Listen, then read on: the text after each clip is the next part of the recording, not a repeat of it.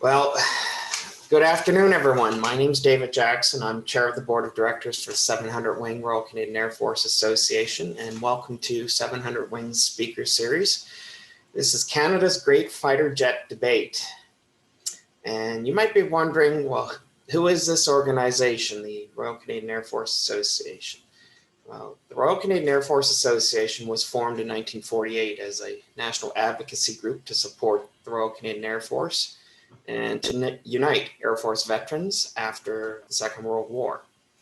Our mission is to commemorate the noble achievements of the men and women who served as members of Canada's Air Force since inception, advocate for proficient and well-equipped Air Force, and support the Royal Canadian Air Cadet program. And yes, in today's audience, we do have members of the Royal Canadian Air Cadet program, largely in Alberta, but I do note there's one person out there in Nova Scotia on the line today. 700 Wing is the local branch of the RCAFA here in Edmonton, Alberta, Canada. And that's what we're doing today. We are advocating for a proficient and well-equipped Air Force. Ladies and gentlemen, the bids are in, the bureaucrat slips are sealed, the evaluation is underway. Canada is going to get a new fighter jet to replace the CF-18, but who will win? Today's speakers are going to present 3 aircraft in the competition: the Lockheed Martin F-35, the Boeing Super Hornet, and the Saab Gripen. Here are the rules for today's debate. Each speaker will have 10 minutes to make the case for their aircraft. Then, each speaker will get 5 minutes to provide constructive criticism of their competitor's aircraft. Finally, each speaker will get 5 minutes to rebut and summarize. We will then enter a round of moderated questions and answers. As Zoom moderator, I do have the power to cut microphones to keep the debate going and be respectful of time. The order of speaker was determined by a numbered draw in the previous 30 minutes just before we began today. So our first speaker is Alex McCall. He has a Master's of Public Policy degree from the University of Calgary, where he wrote his capstone thesis on military procurement titled CF-39 Arrow II, a Swedish solution to the CF-18 replacement problem. He is the national defense columnist with the Western Standard and has also been published in the Halifax Chronicle Herald. Without any further ado, we'll bring up our first speaker, Alex McCall here, and we'll get his slides up and transfer control. Thank you, David. It's a pleasure to be here. And I guess I'll add that I myself was an Air Cadet way back in the day. So welcome to all the Air Cadets in the audience. All right, go for it. Everyone see the slides? Have I got a thumbs up from folks? Okay, it says I'm controlling. Oops. Let's just wait for that to load, hopefully. Oh, end of slideshow. Let's. Okay, I'll take back control for a moment. Yeah, can you please just start the show on the first slide and we'll go from there. Okay. I mean, I get 20 minutes.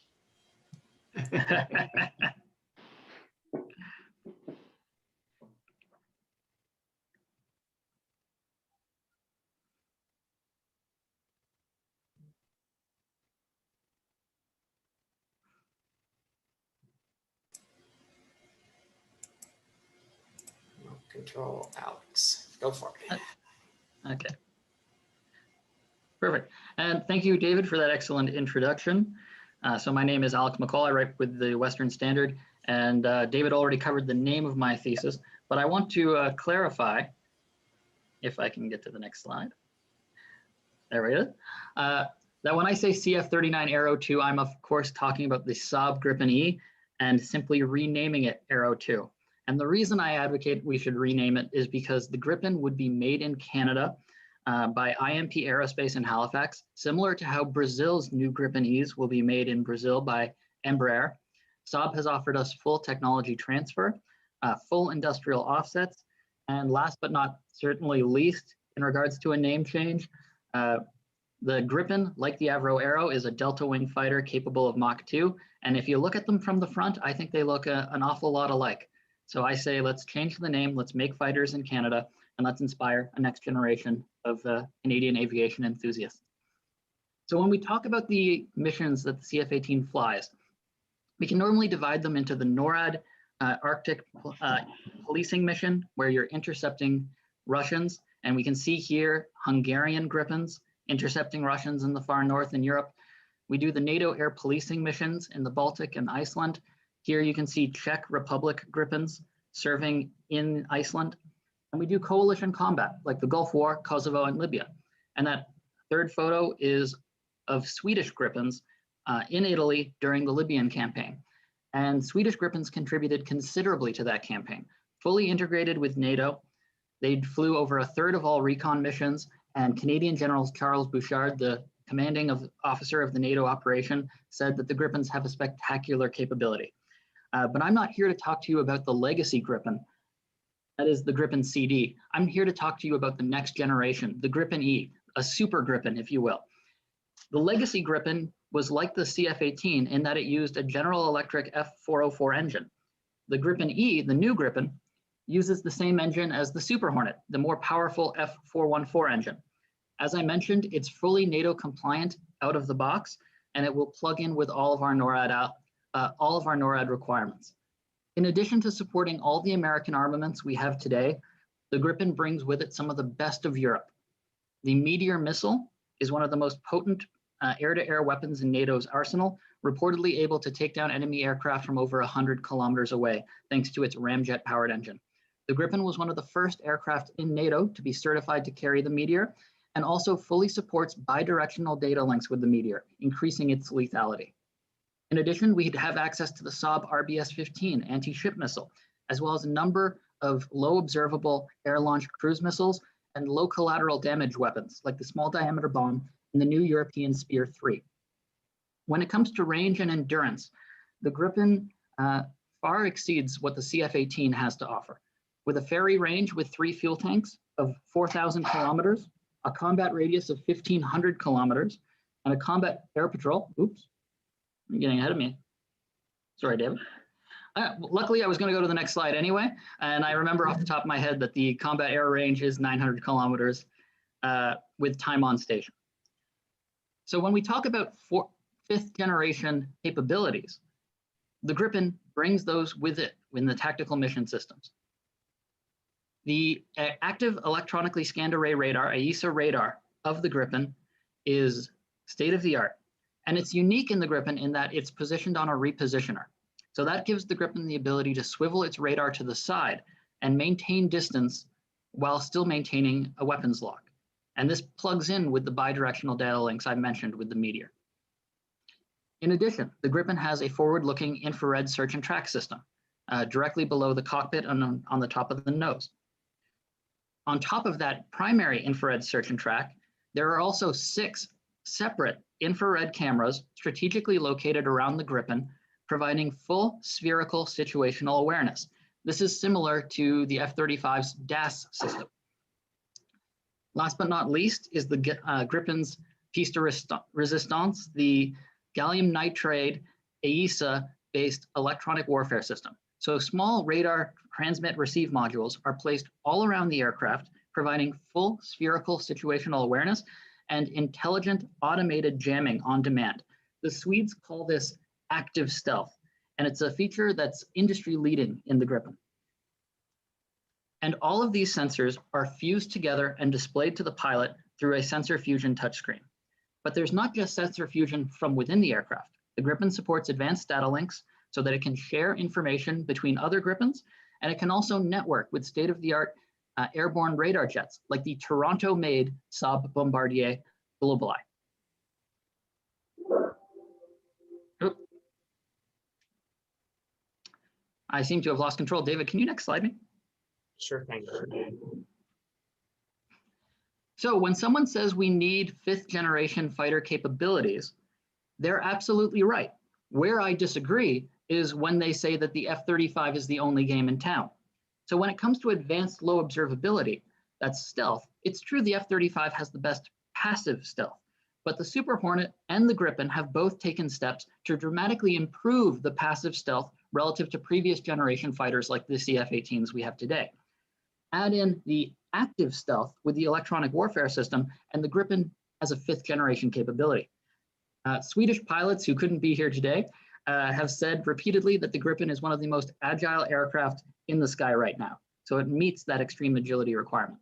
We already talked about sensor fusion, advanced sensors, and secure data links. But the last category of 5th generation capability is the ability to supercruise. Now, Lockheed Martin came up with these 5 categories when they were trying to sell the F-22, which is a 5th generation fighter that can supercruise. The F-35 can't supercruise, but the Gripen can, with a center fuel tank and air-to-air missiles. Next slide, please. The Gripen was also designed for the Arctic. So it was designed to land on 800-meter runways in the Swedish Arctic. Sweden has built a network of dispersed small bases based around highways, and that's 2,600 feet. And it lands there with no hook or chute. And this is because the canards, which are the front little wings on the Gripen, when the Gripen lands, they act as an air brake. They tilt forward, allowing the Gripen to stop on a dime, even on an icy surface. Not only that, but the Gripen was designed for ease of maintenance, so they can be turned around and refueled quickly on the ground, in the Arctic, in the winter, with ground crews using hand-powered tools and while wearing thick winter gloves. It's perfect for Canada. And last but not least, the engine swap. David, could you click once, please? Yeah. One of the greatest things is you can watch it happen. It can be done in under an hour, and this great documentary from the Czech Republic shows a Czech technician complain that ever since Saab told his boss he can do it in an hour, his boss now expects him to do it in an hour.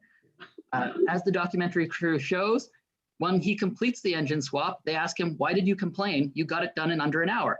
And he's sitting on the ground and he shrugs, well, yeah, when everything goes right, it takes less than an hour. But when something goes wrong, it could take as many as 2. The Gripen fits our limited maintenance requirements, and it helps improve on our problem of having a maintainer shortage. So next slide, please. The Gripen also leverages existing infrastructure. So like the Super Hornet, it can use all of our tankers as they are today with the probe and drogue. It can also land on all of our existing forward operating locations. Now, it's been reported that the F-35 needs an 8,000-foot runway to operate safely, even with the Norwegian drag chute that has been offered. And the Department of National Defense has already announced plans to spend $150 million lengthening the runway at Inuvik and making F-35 friendly improvements to that base. Now, I want you to contrast that to Dawson City, Yukon. That's a civilian runway in the far north that was a 5,000-foot gravel strip that the government of the Yukon paved for only $10 million in 2019. Not only does the Gripen support our FOLs, but it can use all the other short paved runways in the Arctic that exist today. Next slide, please. Lastly, I want to touch on total cost of ownership, and I know we're going to be talking about this more in the debate, so I'm not going to read these to you. But I do want to highlight that recently, Alan Williams, the former Assistant Deputy Minister of Material, highlighted that the Gripen has by and large a considerable cost advantage over the F-35 and the Super Hornet when it comes to cost per flight hour. It is the only light fighter in the competition that's replacing our light CF-18s, and it's the only fighter with the low cost advantage in that regards. When you look at some of the news that came out this past month from the General Charles Brown, Chief of the US Air Staff, he commented that the US Air Force can't even afford to replace every F-16 light fighter with the F-35. They need to save their F-35 Ferraris for the high-end threat, and they're now looking for a 5th gen minus replacement that's affordable for the F-16. I'm arguing today that the Saab Gripen E is that 5th gen minus aircraft that is the perfect low-cost solution that by far exceeds our needs. And the last quote, which I'm sure we'll get to later, is the Congressman Adam Smith. And we'll get to that in the debate. So David's cutting me off, so thank you for your time. And thank you for being strict, David. Thanks, Alex. And we're right up on the clock there. And someone tried to instant message me here in the middle of the slideshow. That's how we lost the connection here. So I'll not try to respond to people in the middle of the slideshow here. We'll Move on now to Ricardo Traven. Is the lead Okay, yeah, test- I just did that. I thought I had done it before. Bill, no, we got to mute you, Bill. Ricardo Traven is the lead test pilot for the 787 Dreamliner, located in North Charleston, South Carolina. Is the formerly the chief test pilot for all models of the Hornet family of aircraft, including the F-18 EF Super Hornet and the EA-18G Growler. He also is the Boeing Air Show demonstration pilot for the Super Hornet and also supported 737 flight testing on the Australian Wedge Tail program and served as one of the lead test pilots of the Navy's P-8A program, envelope expansion. Was an engineering test pilot on the 787-10 program and flew first flight of the second aircraft in many engineering test flights to certify the Boeing 787-10. Ricardo is a graduate of the Royal Military College of Canada and the United States Air Force Test Pilot School and a former U.S. Navy Test Pilot School instructor. Traven has more than 25 years of experience as a fighter pilot and test pilot. He retired from the Canadian Forces as a major and joined the Boeing Corporation in 1997. During his career, Traven has flown more than 5,000 hours in more than 60 models of aircraft, including the F-16, the F-15, the A-7, the F-4, the F-5, and the T-2. He's logged more than 3,000 hours in all models of the Hornet and more than 1,000 hours in the Super Hornet, and was a combat-ready fighter pilot in NORAD and NATO.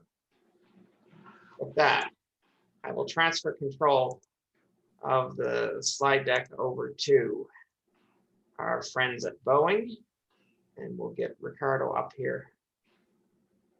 Well, let me just start by saying a couple things. You know, in the spirit of a Saturday afternoon debate, you know, I want to respectfully acknowledge the education and background of my other speakers. But I'll start by chucking the first spear and saying that, you know, I was really hoping to debate two individuals that knew what they were talking about. And what I mean by that is, you know, I'm the guy. When it comes to the Super Hornet, I'm the guy. I mean, you know, yes, I flew Hornets in Canada, and I've also flown every single model of the F-18. I was on the early program of the EF. I did the first flight of the electronic G. And so I can honestly say I've flown every single model in every mission. And I'm also the only guy representing the actual OEM that's building the airplane and not a third-party consultant that's going to show you some marketing material. I'm going to differentiate myself right up front by saying that, you know, everything you're going to hear is right from me. It's right from doing it. And if you ask me any questions about it, I can give you firsthand of experience about actually flying this airplane. The vision of the Super Hornet, you know, that the Navy had is something I should probably state up front as well. Like Canada, the fighter community in the Navy loves their Hornet. The F-18 Hornet served and continues to serve extremely well all missions around the world, as it does in Canada. When it came time to move on and build the next fighter, you can start with a clean sheet design, but it started with a lot of pondering of, wow, we really love our Hornet. If only we could have just a little more range, a little more endurance, a little more survivability for things that are coming down the pike, a little more growth. We love everything about the Hornet. If we could only clean design something, a new airplane just like it, but better in every way. And that's what came out to be the Super Hornet. So very aptly named the Super Hornet because, and good work on the next slide, very aptly named because it is everything the Hornet is and then some, a lot more some. The pictures don't do it justice. You can blow any picture up, you know, kind of like the Gripen guys just did to make it look like the Gripen and the Arrow are sort of the, you know, the same. But the reality is you could put a Gripen down the intake of the Avro Arrow. the Super Hornet is significantly larger. There's 40% more wing area there and about 80% more volume compared to the Hornet. It would take far more than the 7 minutes remaining just to talk to this slide alone. But as you look at it on the left side, you see all of the things that Alex brought up. And I'm glad he did that, because the reality is the mission systems and the growth of the mission systems is something that all industry from all the countries is able to do, some a little better than others. We obviously have the volume to put a lot of that stuff in the airplane that you're looking at on the left-hand side. And what does it do for you? Well, what it does for you is on the right-hand side.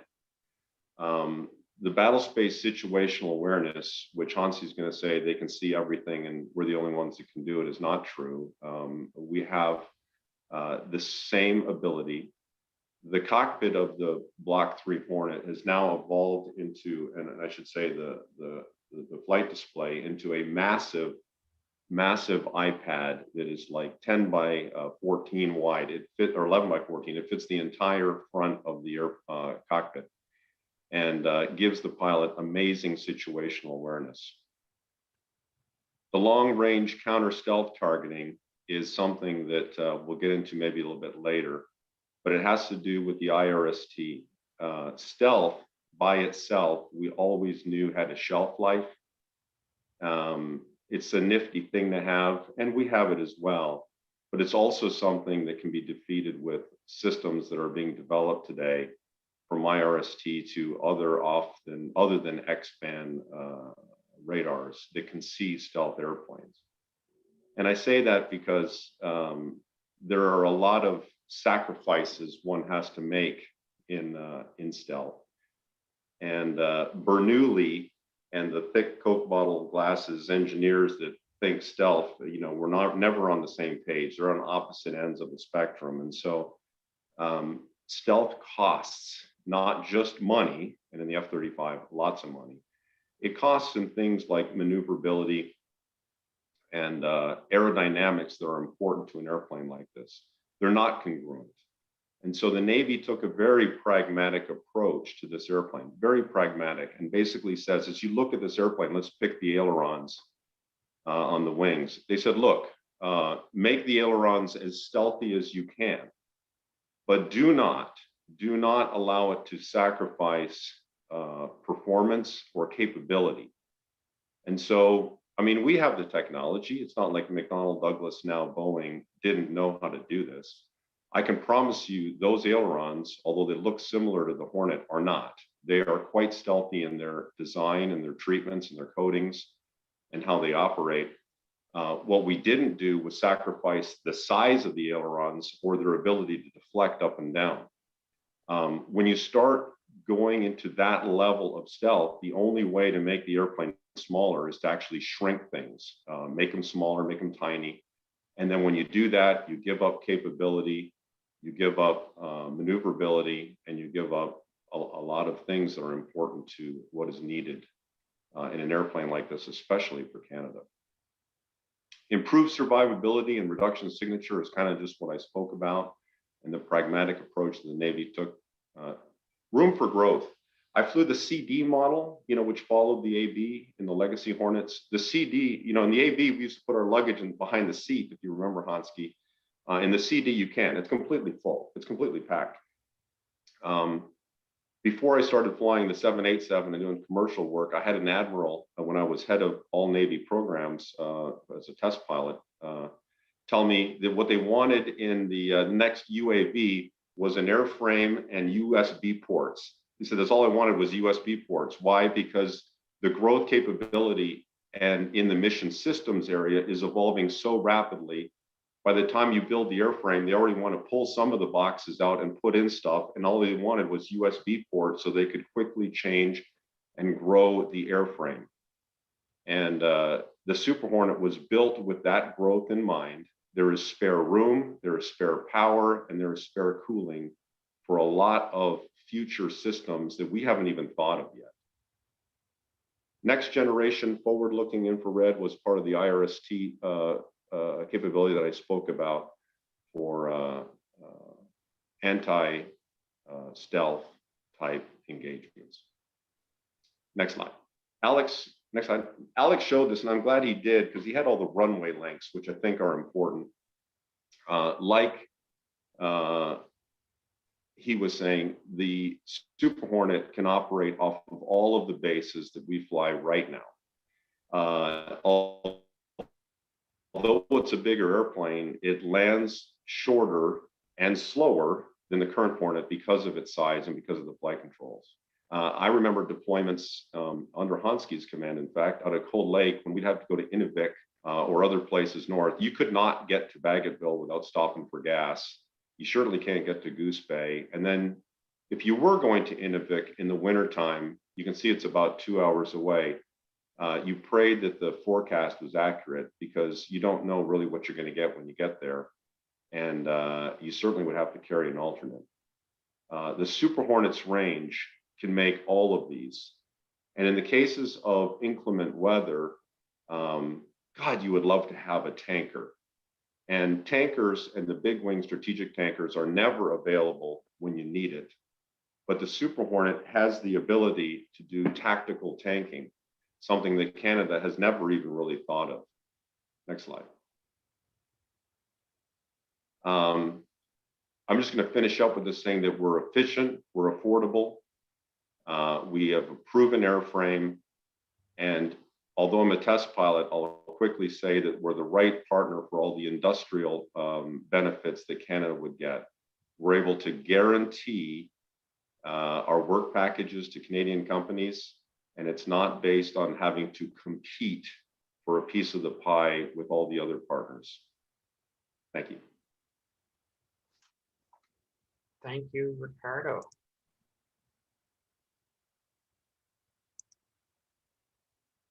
All right, moving right along. Laurie Hahn joined the Royal Canadian Air Force in 1964 and received his pilot wings in 1967. In over 30 years of the Air Force, Laurie rose to the rank of Lieutenant Colonel. He held many senior staff positions, commanded the CF-18 Tactical Fighter Squadron, and was the wing operations officer at 4-Wing Cold Lake, overseeing the operation of 6 squadrons, 1,800 personnel, multi-million-dollar budgets, and multi-billion-dollar assets. He served in Europe, the United States, and throughout Canada. Laurie was also involved in the procurement that saw Canada acquire the CF-18 in the early 1980s. In 2006, he was elected the MP for Edmonton Centre, and in 2010, he was appointed to the Queen's Privy Council by Prime Minister Stephen Harper. After retiring from public life in 2015, Laurie served as the Honorary Colonel for 401 Squadron. He now serves on the board of the Edmonton Police Commission and maintains a membership with 784 Cold Lake Wing of the Royal Canadian Air Force Association. Laurie, we'll get your slide deck up here. Okay, thank you, sir. And we'll get this going. It's great to be here with Ricardo and Alex for this discussion, and welcome, cadets. Stand by. Share screen. And Okay. transfer control to you, Laurie. Okay, hang on, I gotta click on something. Click to start remote control. Okay, let me just try one click. Okay, what did I do? Try your space bar. I'm doing space bar. It was click on the screen and try space bar again, right? There you go. Okay, there we go. There we go. Okay, hang on. Back up. Back up. Okay. All right. Super. Thanks, David. Great to be here. And I'm going to speak quickly and correct some of the things that were spoken about just previously. You know, Canada has been part of the fighter world for over a century. I've got over 7,000 hours in Gen 1 to Gen 4 aircraft, and I've left more than 3 dozen friends behind. Ricardo came close, actually, to joining those ranks in my formation one very hot, bumpy day in Germany in August '89, but I'm glad he's here today for me to pick on. I bring the perspective of my experience, you mentioned it, as a fighter weapons instructor, squadron commander, senior staff officer for all RCAF fighters, someone who's part of the CF-18 program from day one, someone who served as a member of parliament for 10 years, parliamentary secretary and minister of defense, and member of Treasury Board and Privy Council, and dealt with this issue pretty much at all levels. Finally, I'm not paid or sponsored by anyone, and I'm doing this because I love the RCAF that I joined 57 years ago and the people in it. I want our next fighter to get the job done in peace and war for the next half century and bring all of our Canadian sons and daughters home in one piece. I'm also informed by government sources that are legally mandated to be accountable and transparent, and the dozen highly qualified fighter weapons instructors, some of whom are here, and other experts who have participated in evaluations at many locations around the world. The F-35 brings two things primarily: survivability and interoperability. And oh God, rookie mistake. Slides. Let me go on. One key feature of the F-35, and it's been brought up, survivability, is that everything is contained in a platform with very low observability or stealth. This cannot be retrofit and must be designed and built in from scratch. And F-35 is alone in this life-saving feature. F-35's advanced features and the weakness of others are summed up in the recent Finnish evaluation, where it took a lot of extra support for Super Hornet and Gripen to survive against the Russian S-400s. And contrary to what some might think, there will always be mobile SAMs left over after the first few days of the war. This analysis was done with a recognized assessment tool and demonstrates the relative survivability and effectiveness of advanced Generation 4 or Gen 5 against a superior number of adversaries. With all Gen 4 fighters, the loss ratio is very one-sided, the wrong way. As we add progressively more Gen 5 to the mix, the loss ratio improves to the point of being overwhelmingly in our favor. Actual experience at flag exercises confirms this and more. My own last trip in a CF-18 was in February 2017 at Tyndall Air Force Base in a mixed force of 12 CF-18s and F-16s against a mixed force of 12 F-16s and F-35s. We died a lot at the hands of people we didn't know were there. We want our people, our pilots, alive on the other side of that equation. The key to F-35's interoperability and therefore survivability is the 360-degree multispectral embedded sensors and advanced data fusion that provides the best situation awareness possible. The difference between this multispectral fusion and what the other competitors claim as data fusion is that everything is automatically shared to the multi-function advanced data link, or MADL, with all other F-35s and all other air, land, and sea systems in the battle space. You're never out of the fight. Other systems can gather lots of data to display to the pilot for him to figure out a solution, but F-35 automatically converts that data to knowledge or situation awareness, presents the solution to the pilot, and shares it with others via MADL. That capability is not available with Link 16. And Link 16 also highlights your presence to other folks who may not be friendly. A major issue for Gripen is that they are not a NATO or Five Eyes member and are very unlikely to have access to some critical classified technology, and that just won't change. One specific feature of F-35 that is lacking on the other two is automatic ground collision avoidance system that will take control of the aircraft and recover it to safe flight if the pilot is out of the loop for reasons such as loss of consciousness or disorientation. The numbers speak for themselves. And those 9 lost CF-18 pilots had a lot of families and friends, including me. And Ricardo almost actually needed that in August of '89. This is not F-35's first rodeo, and its success is shown on this slide with more to follow. This worldwide partnership continues to grow with the imminent addition of Spain and Greece, and will dominate the air power picture for the next half century. In all these countries, procurement and military experts have spent hundreds of thousands of hours to come up with the same answer: F-35. Are they all wrong? Canada entered a partnership to embed industry in a once-in-a-generation industrial opportunity and the ability to procure F-35 at the cost of the US government and all other partners pay, leveraging economies of scale. We also get a cut of every foreign military sale to non-partnership buyers. Industry has been successfully embedded, and the cost of F-35s is at or below the cost of fourth-generation fighters. The competition doesn't change that. For the past 15 years and more, at least 110 Canadian companies across the country have been part of every F-35 flying today. And there's more than $2 million in every aircraft with a maple leaf attached. More than $2 billion has already been contracted, and the numbers will grow as F-30 fleet size grows, and more than 150,000 jobs will be created over the life of the program. At least $17 billion worth of benefit will come to Canada, and that is all real, and it is all F-35 related. Canadian companies are not asking for guarantees, but are happy to earn the many opportunities to participate. Lockheed Martin has told us that they value most is the Canadian access to Canadian industry. The bottom line is that we will receive 5th generation capability that's critical to mission accomplishment and bring our men and women home safely, and we will deliver it at 4th gen costs. As with any new program, especially one of this high technology, there are challenges, which all have solutions in progress, just as they did with the CF-18, and I know that all too well. The generational leap in F-35 technology will also position Canada to contribute to solutions to challenges in the battle space of the future. Super Hornet and Gripen will not. Every competition needs a scorecard, and this is the lineup that I want you to remember. The operational scorecard is important to people like Ricardo and me, so we can go out and set our hair on fire, or better yet, set the other guy's hair on fire. The economic scorecard is important to Canadians who will be asked to design it, work on it, and pay for it. F-35 is the only option that fits the anti-access area denial scenario that we find in today's and increasingly tomorrow's battle space, and we need to come ready to fight. Advanced technology and stealth are also key in the areas of surprise, awareness, interoperability, and survivability. Internal weapons carriage allows for maximum aircraft performance while maintaining lethality. Auto GCAS, as I said, will save Canadian lives. The F-135 engine in F-35 is the safest, most reliable, and most powerful production engine in the world, and is not encumbered by performance-robbing external tanks, weapons, and sensor stores, and draggy pylons needed to carry them. This engine is not bothered by birds or foreign objects and will bring pilots home. The RCF will operate the F-35 in our environments and roles until at least 2070. The US Navy designed the Super Hornet as a maritime strike aircraft, and this does not align seamlessly with Canada's requirements. I expect that we'll be on our own with an orphaned Super Hornet no later than 2045 when the USN retires it. Gripen's small fleet size and limited development capacity will not be much assistance to Canada, and our smaller dissimilar fleet would be an orphan within NATO and NORAD. The Canadian industry involvement with F-35 is well established and will continue to grow with our very large market share. My friend Duff Sullivan, I mean that sincerely, is very busy peddling the fantasy of $61 billion from Boeing.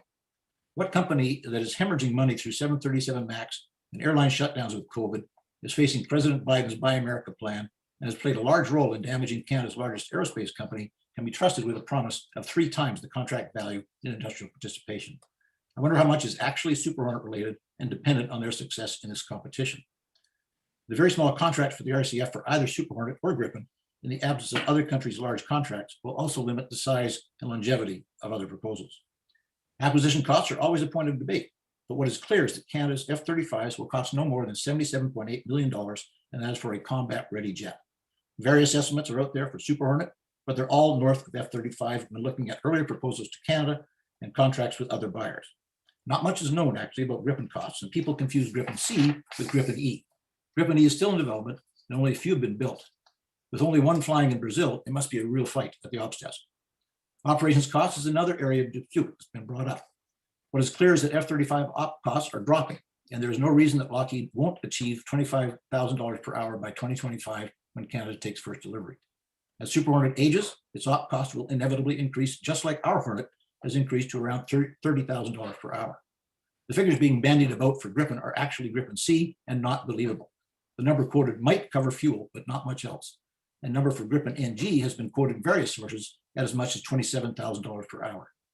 Finally, the size of the F-35 fleet and the benefits that Canada derives from partnership mean that we will only be asked to pay 3% of future development costs and receive 100% of the capability improvements. The Super Hornet Gripen will need to pay for our own future developments and unique support requirements. There is strength and savings in numbers, and Gripen's lack of access to data, and it's serious, will make it very difficult for them if that is our choice. That was a lot of information in a short time. I appreciate the opportunity to share it with you. Canada's sons and daughters are counting on us to get this right. Thank you. Thank you very much, Laurie. Stop sharing those slides. Okay. And now we step into bare knuckles round. No, we're all friends here. We're all colleagues in some way, shape, or form. Now we'll enter the 5-minute round each to provide constructive criticism on your competitor's aircraft. First up is Alex. Go ahead, Alex. There are no slides for this segment.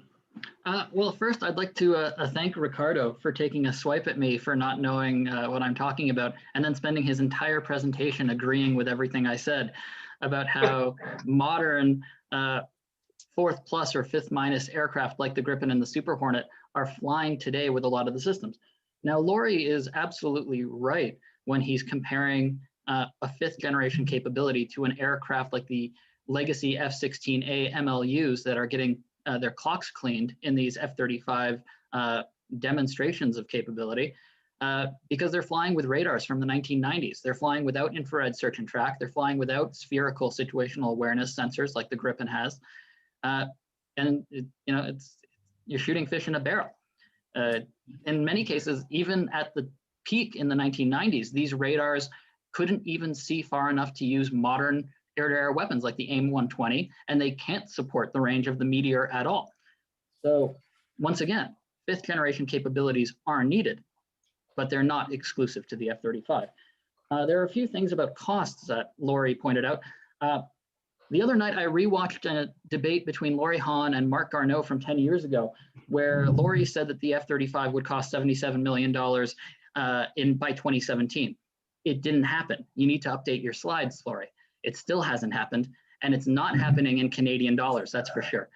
The second thing, you talk about $25,000 per flight hour cost for the F-35. That's $25,000 in American 2012 dollars.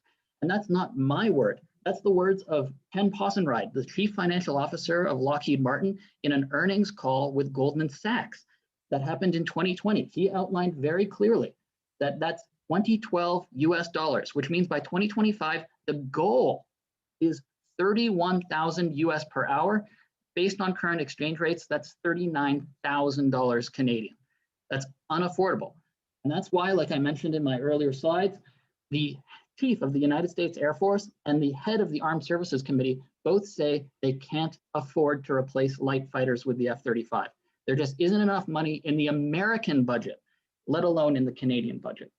And in regards to the S-400 systems, I'd like to point out that an S-400 system is $1 billion battalion-sized integrated air defense system. Those are only coming from peer threats. And even when dictators get their hands on something similar, they're not going to last long. They're going to be taken out by cruise missile strikes early on in the conflict. What Laurie's talking about is short-range and medium-range portable air defense systems that will exist. In Libya, we saw them, but we also heard from French pilots who are flying Rafales talk about how they were killing them nonchalantly because these Russian systems with medium-range weapons are only effective to around 40 kilometers. And the French were flying with systems that could detect them from far away, and they were firing Hammer missiles, which are rocket-boosted glide bombs that can fly over 60 kilometers. Numerous interviews, French pilots said that the Gripen pilots had provided them with good recon, and they went out and they fired a Hammer at the air defense objective, and they killed it. That's the future of air combat. So it's fifth-generation capabilities, but those fifth-generation capabilities are not unique to the F-35, and they're unaffordable for Canada. Thank you. All right, nothing further, Alex? Oh, well, if I have a few minutes, I will also mention that the $27,000 figure that Laurie quoted was from a Swiss report when the Gripen won the original Swiss competition to replace their F-5s. And I love when F-35 proponents quote it because they omit the fact that the Swiss include everything, including land, personnel, all maintenance, all support from the vendor. And not only that, though, but if you read the next paragraph, it says the Saab Gripen, by and far, when measured by the same metrics, has the lowest total cost by a significant margin and offers the by far best value and the lowest cost per capability. So the Swiss 27 figure is a ringing endorsement of the Gripen, not a critique. All right, thanks, Alex. We'll take it from there. We'll now give 5 minutes to Ricardo to try to poke holes into the Gripen and the F-35.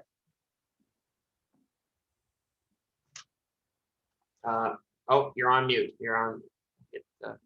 Get you off mute there, Ricardo. There we go. I won't say much about the Gripen other than I've seen it, and it's a little baby jet that just won't serve Canada. It's too small. It's single engine like the F-35. We didn't get too much into that before, but you don't want to be, and I'm glad we both showed the map of Canada. You don't want to be going up north, flying our coastlines, flying in the Arctic, and doing the missions that we do with one engine. I don't care how reliable the argument is on engine reliability. It's, you know, it's a maintenance malpractice, Lord forbid. It's the bird in the intake, it's FOD. It's things like this that will cause the engine to fail. And then when that happens, it's the automatic loss of an airplane in a single engine aircraft. And that's going to be very, very expensive mistake for Canada to realize that they don't live in a postage stamp sized country the size of Newfoundland, where the borders are with people that you hate. And therefore, you might make an argument on why you might want an F-35, but it makes no sense to Canada. As for the money, let's talk that for just a little bit. You know, Hansky went on a bit. I was a small town kid from Queenston when I joined McDonnell Douglas the year they joined the Boeing company and became one. And at that time, we were a $52 billion a year company. And the CEO came out and said the importance of that number is that we make, you know, we do $1 billion of business a week or we shrink. In the years that followed that, up until, you know, the pandemic, which of course is a little poke for a year or so, we were a $100 billion a year company. And we will continue to be 100+ billion a year. So that's 2 billion a week or we shrink.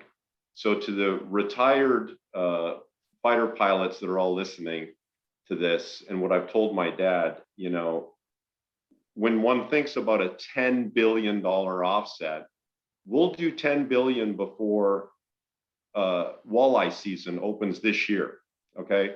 We'll do another 10 billion in business before walleye season closes, and we'll do 40 billion in business easily before Boxing Day.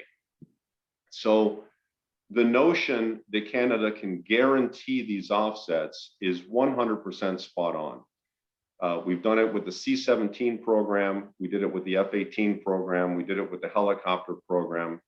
And the notion that a guarantee is not what Canada is asking for and trying to turn that into a 4-letter word is not true. In fact, Lockheed had to, you know, basically argue to have the rules changed for this acquisition program so they could stay in it. The components that Canada will get to bid on are already being made. And so the only way you're going to beat the incumbent is to try to make things cheaper than they already are. And I suspect the only way you're going to beat the incumbent right now is if Canada decides to subsidize parts and pieces that are being bid on. This is not a way to raise Canadian industry. I think it's a race to the basement. And guaranteed offsets in the order of 60 billion is definitely something we can do. It's something I know we can do.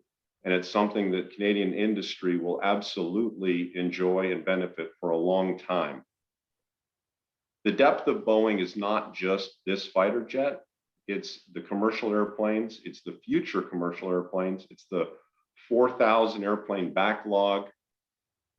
It's space as well. And so we have far-reaching ability to help Canada's aerospace industry in virtually all areas for many, many decades to come.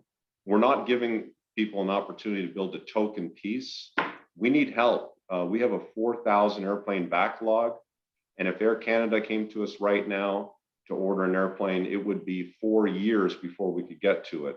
And so I'm really proud, you know, even on the 787, when I open panels and pieces and I see Made in Canada all in there, Canada is a very, very big part of Boeing. So with that, I just want to wrap up. You need a twin engine airplane and you need to connect your caboose to the Boeing company for a strong future. Thanks. All right, thank you, Ricardo. We're going to switch gears now over to Laurie Hahn. Thanks very much. And You get your 5 minutes to go after the Hornet and the Gripen. okay, thanks very much. Well, I kind of anticipated it'd be a 2v1 with the F-35 as a target. That's okay. I know Ricardo's target before, but it didn't work out so well for him that day. Anyway, good points. And I'll talk about a couple of things. The big thing with both Super Hornet to a lesser extent, but Gripen for sure, is access to data based on real intelligence. There's a facility in Eglin Air Force Base called the USRL, US Research Lab. There's one right beside it called the ACURL, it's Australia, Canada, UK Research Lab. And the data that comes out of there that builds the mission data files for missions for the F-35, and to an extent for the Super Hornet as well, is proprietary to the US. Sweden, as a non-NATO, non-Five Eyes partner, does not and will not have access to this. So they can build great files, they can collect lots of data, but it's not going to be based on the intelligence, the real intelligence that other people have in the world. And we have folks, and some of them are on this call, who actually built that facility. And basically it comes down to Saab doesn't know what they don't know. I don't either, but I know the folks that do, and I've served with them and trust what they tell me. So without that kind of data, you're looking good, but you are exposing yourself to things that you don't even know exist out there.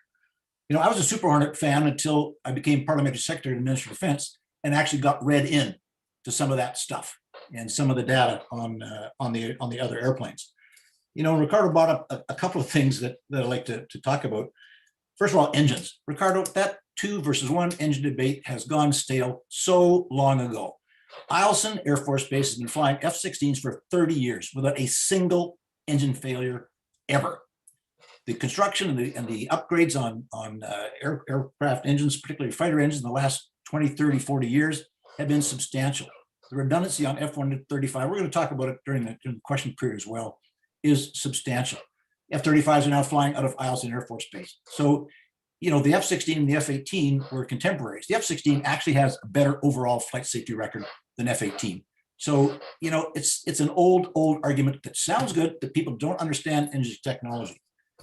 In terms of who can afford it, there's a whole lot of countries. There's about 16 countries that have decided to afford the F-35 because of the overwhelming superiority in lots of areas, like data, like available information to make their systems work.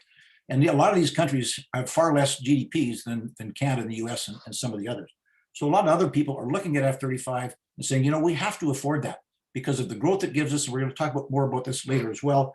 And all the stuff that we know we have to survive in the battle space of the future. One quick point on runways, that 8,000 feet, that's a United States Air Force requirement. It is not a Canadian requirement. F-35 will operate off shorter runways, not as short as a Gripen, I'll grant you that, but it can operate in the north where we want it to operate. I'll ask one question of both you guys. You guys have to hang tanks and weapons and so on the airplane to make it work. Which one of you can do a peacetime high altitude intercept against a Global Express flying at flight level 510 at 0.92 Mach? Neither. F-35 can do that because of the clean configuration. It can actually get up there. You're not going to get up there with either the Gripen or the Super Hornet, especially with the Super Hornet with no conformal tanks, which are probably not going to be bought by the United States Navy. And without those, you're left with the pylon tanks and the canted pylons that are huge drag producers, as you know, Ricardo, having tested them. And it just, we have to do our basic peacetime jobs. The little piece you, Ricardo, about a baby jet. Yeah, the Gripen is a great looking little airplane. I'd love to fly it, but I don't want to fly something. I don't want to put my sons and daughters in an airplane that will not have the right data to go out there and do the job and survive and come home. It's as simple as that. We need to give our folks the ability to do the job, but most importantly, the ability to come home, go to beer call, and go home with mask marks and smiles on their faces. We got any more time there, David? 30 seconds, Laurie. Well, I'll just sum up saying, I'm used to being the target, and that's okay. And we'll have some more to talk when we get to the questions and so on. And this is always entertaining. And Ricardo, I see you laughing. I'm laughing too. So let's let the best company win, the best airplane win for the best people. And that is our sons and daughters in the Air Force. And let's keep it that way. Thanks for your time. Thank you, Laurie. All right. We will now move to the summation and rebuttal round. And with this, we'll move right over to Alex. Floor is yours, Alex. Oh, we're not reordering, so I get to go first in every instance. You bet. You get to go. Well, in that case, I'll we'll demand reorder on the question round. I'll demand the last word on some of the questions then to even it up. But yes, so there's a lot of things that were brought up, and the Finnish competition was a great example, because in the Finnish competition, it really illustrated the requirements of support. When Saab showed up to the Finnish competition, they offered not only fighter jets, but 2 free Saab Bombardier Globalized made in Canada for equal to or less than the price of the F-35 offer. This is partnership with Canada. This is a true trusted nation. And those aircraft are going to be sucking up data. And I don't know what Laurie's talking about when he says that a Saab Gripen can't keep up with a Saab Bombardier Globalized, because that's just nonsense. When we talk about normative and positive arguments, positive economic arguments are about identifying the way the world works and talking about what fits. Things like, given the missions we fly with the CF-18 and given the cost constraints imposed by the COVID deficits and the general frugality of Canadians when it comes to defense and the huge cost demands imposed by the Canadian shipbuilding strategy, we need to live within our means. We need to select a jet that has 5th gen capabilities and is better than the CF-18. And the Gripen offers that in spades. Now, I want to pick on Ricardo a little bit too, because one of the things he highlighted was that the Boeing Super Hornet is, I believe, 80% larger than the Hornets we have today. It is a big, heavy aircraft. When empty, the Super Hornet is actually heavier than the F-15. And when we were looking at our next fighter jet, when the first Trudeau was Prime Minister, the Air Force and guys like Laurie Hahn were out saying we absolutely need to buy the big, heavy, expensive F-15. Trudeau at the time launched the competition. He shortlisted the 2 light fighters in the 6,000 kilogram payload class, the Legacy Hornet and the F-16, and we went with the jet that had the best value. The Saab Gripen E is a light fighter in the 6,000 kilogram class. The other guys are peddling jets that are more expensive and far larger. Lastly, I want to highlight honest partnerships once again. When the US president was debating killing Keystone XL and planning a Buy American provision, Saab was partnering with Canada. Our new Halifax class frigates will be, our Halifax class frigates will be carrying new Saab helicopter drones that will be made in Medicine Hat, Alberta. That was announced in 2020. Our Halifax class frigates today plug in with NORAD, but they use Saab radars, Saab targeting systems, and Saab's 9LV command and control system. Saab has been working with the Americans within NORAD for a long time. They can continue to work with the Americans going forward. Now Michigan is talking about cutting Ontario off from Alberta oil by killing Line 5. These are not the actions of an honest trade partner.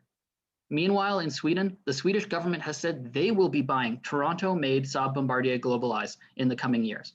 They've sold 2 more to the United Arab Emirates in December of this past year, and they're trying to sell them to Finland. These are the actions of a trusted partner. If you honestly believe that that the Americans are right to buy American, and Ricardo pointed out that the American government is trying to bring parts back in. We saw this with Italy. After Italy took their first delivery of the F-35, the head of their labor union complained that Italy was only getting 44% of the promised jobs from Lockheed Martin because those jobs were not guaranteed. The opposite critique I would pose to Ricardo, which is Boeing's massive civilian facility in Winnipeg isn't going anywhere. And we're going to get those jobs no matter what fighter jet we buy, unless Boeing seriously considers bombing that facility into the Stone Age simply out of spite for buying something else. When we talk about national security and plugging in with our allies, we can plug in with the Americans with a European aircraft. It's not impossible. We've done it with the Halifax class frigates, and we'll do it with the Gripen. So thank you. Okay, thanks, Alex. We'll go over to Ricardo now. Please take yourself off mute. Yes, sir. Let me get my timer going here. 5 minutes, right? That's right, 5 minutes. All right. I'm going to start in the spirit of attacking Hansky. I'm going to go back to the single engine tired argument and make something perfectly clear, which I actually hope goes viral, because we really need to talk honestly about this. And I intentionally kind of skirted it so that he would walk into my argument, and he did very nicely. He said the single engine failure argument is gotten old and tired. And you know, he's kind of right about something there. The single engine failure possibility on jet engines today is so remote. It is so remote, and the reliability of jet engines are so high, like 99.9999999%, that I would like to remove the old argument and just give him and us, and I'll even give Alex, 100% reliability. The 0.9999 argument turns into a 10 to the minus 12, 13 possibility, which basically goes down the road of the chances of an engine failure is like winning the Lotto 649 twice in a row by one guy, you know. And it's true, because that is how reliable the engines are. And if you ask them to show you data, they will show you it is that good. The problem is that you're asking a seasoned politician a question who's used to debating on the House floor and giving you a very, very precise answer to the question. The question is not how reliable is a single engine and how often does a single engine fail. The question is, give me all of the possibilities that we have lost airplanes and that airplanes have had pilots eject out of and crash for because they were a single engine design. So whether it was the hydraulic pump that pooped, whether it was the electrical system, whether it was a maintenance malfunction where a fuel line wasn't tightened, all of those reasons, whether it was a goose down the intake, a piece of FOD that went in, all of those can cause a loss of thrust and or a catastrophic failure, which causes a loss of an airplane. Make no mistake, the question and the statement made by Hansky was a single engine failure. And those are extremely remote. And Lockheed will tell you straight-faced that after you've sucked in a goose or after you've picked up some FOD and you've lost a couple of airplanes, they're still going to go around the world and say, it's an old argument, the engines are 100%. You, the taxpayer, and the Canadians, and of course, the poor guy that had to eject out of the airplane, if they're alive, are going to say, but I lost my engine. And they're going to say, no, you really didn't lose your engine. It was operating perfectly until you hit a bird or until you sucked up a chunk of ice. I have the data. Therefore, that data comes out of this pile and goes here. We're still 100%. And so the argument about reliability is old, but let's get on with the design of a single engine aircraft and all of the reasons that you're going to lose one. It is my honest prediction that in 5 years of ownership, there will be one FOD event, at least one Canadian Goose event, and probably one maintenance malpractice event that would result in about 3 airplane losses as a result of the single engine design. I also believe you'll go 20 years without an engine failure because that doesn't happen. But that's not the point, and that's the old argument that we need to get away from. The Super Hornet, I can honestly say from having flown the missions in Canada and having flown all of the models, the E, F, and the G, but let's go back to the E and F, is, in my opinion, the perfect fit in every way. It has the mission systems, it has the technology, a lot of which we can't say because it's classified. And the Boeing company has the right value plan and the right industrial benefits that can be guaranteed to the Canadian industry. The twin engine design, the business case, and the experience, in my opinion, make it the perfect fit for Canada. And that's how I'd like to end my 5 minutes. All right, thank you. Thank you, Ricardo. Very good. All right, over to Lori for the final word on the debate round. Sorry, you're going to call up those last slides, David? I wasn't planning on it, Lori. Yes, that's what we talked about this morning. There was 3 more slides there. You said they would come up. If the questions are no slides, there's slides on this one. Okay. Let me get them up here. Okay, I appreciate that. I feel like this is a change of the Okay. rules. So maybe if we let Oh. him have slides, Ricardo and I should be given an extra minute to rebut them. Oh, I don't care. Bart, are you all right with the extra minute? Nice job, Alex. I'm just following the rules I was given. But that's okay. Sorry, I had a misunderstanding there, Lori, but all right, well, Now, I'm trying to get these up here. okay, what I'll do is read the quote off the first slide. Okay, And it is by General Van Herk, who's the commander-in-chief of NORAD. And he's, there we go. Okay, I'm gonna have to go through this thing about spacebar and stuff again. all right, I'll give you the control if you want, Lori. Okay, please. Okay, click to start. No, ah, crap. Okay, how do we do this again? There we go. Okay. Okay, thanks for that. Sorry for any confusion. You know, folks, we've heard three pretty different assessments of the challenge ahead for decision makers in Ottawa and three pretty different answers to the question of which company and which aircraft Canada will trust for the next half centuries. We need to get it right. And read that quote from General Van Herk while I'm chatting. We need to get right in the face of those who might be facing us over the North Pole, or those who might be facing us across the Pacific, across Central Europe, or across the Middle East. It's not a matter of if, but when we'll be called upon to safeguard Canada or come to the aid of those who can't protect themselves. We need to be ready, and good enough in NORAD, as Boeing would say, is simply not good enough for Canada and for the people who will be asked to fly and fight in them, especially when better is available, is cheaper, and ticks all of the important boxes. I couldn't say it better than Sync NORAD, General Van Herk, who said this yesterday at the CDAI conference, that it's all about data and data sharing. You know, I try to show you that in Lockheed Martin's F-35 Lightning II, we'll have an aircraft that is most effective because of its most advanced systems that continue to lead the technology race and its outstanding vehicle performance. F-35 is affordable, and many countries are doing that. And we get an aircraft that is ready to go to war when it arrives and doesn't need a bunch of things hanging onto it, making it ugly and clumsy. With stealth and its advanced systems like auto ground collision avoidance system and the ability to detect and react to threats before they become real threats, whether that be the Earth itself or man-made objects on the surface or above the Earth, Lightning II is the most survivable option available. We'll be faced with a battle space that is evolving rapidly and will need to evolve with it or be left behind as an irrelevant orphan and an irresponsible ally.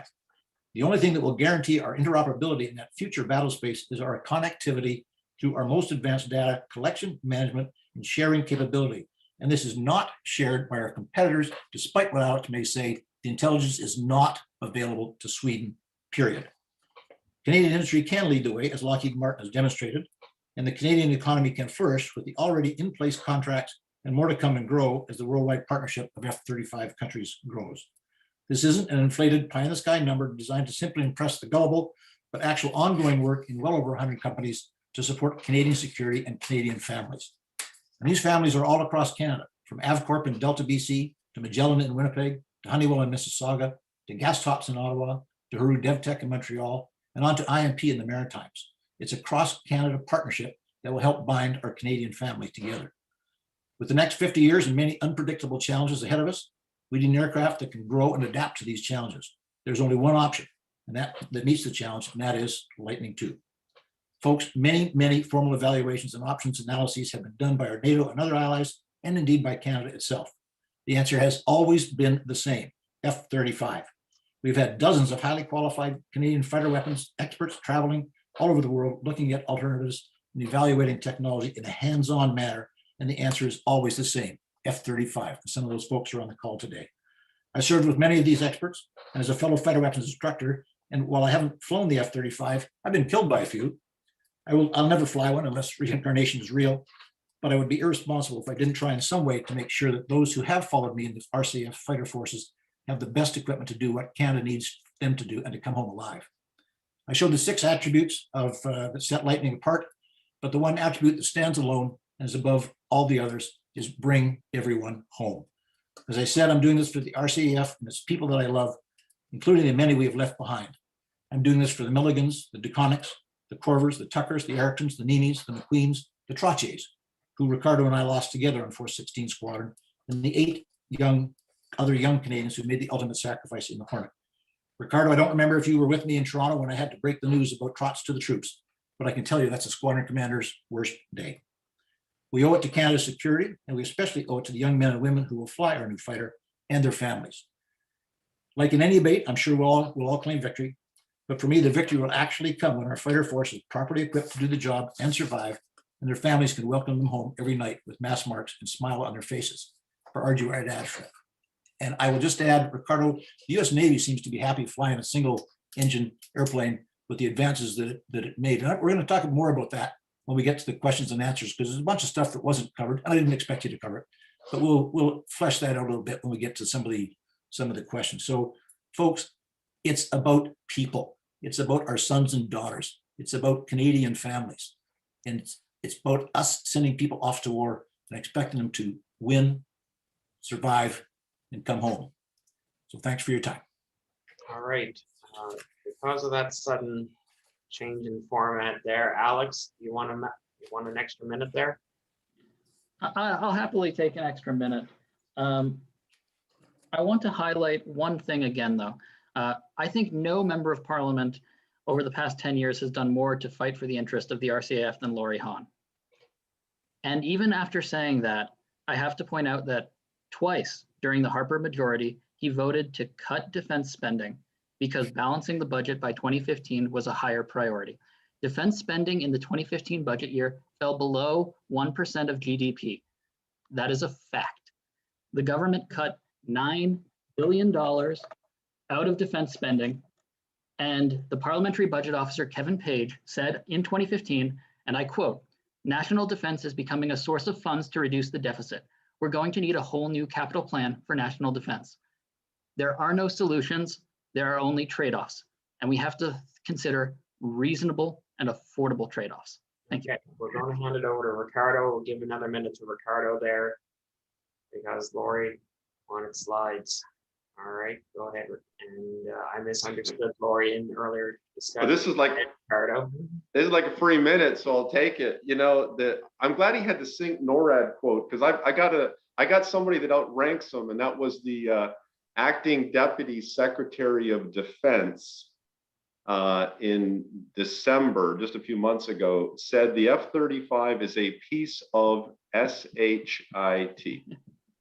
That's a direct quote, not from me, but from the deputy secretary, his counterpart, the deputy secretary of defense for the United States. Also, there was a Forbes article published recently that basically said that the Air Force has finally admitted that the F-35 is a failure. So, you know, nice quote from the St. NORAD, but anyhow, I thought those were kind of fun, and I wish I had them on a quote. The last thing is the sons and daughters and families, and I have to agree with Hansky on that. That's an important point. And I want to talk about single engine versus twin engine again.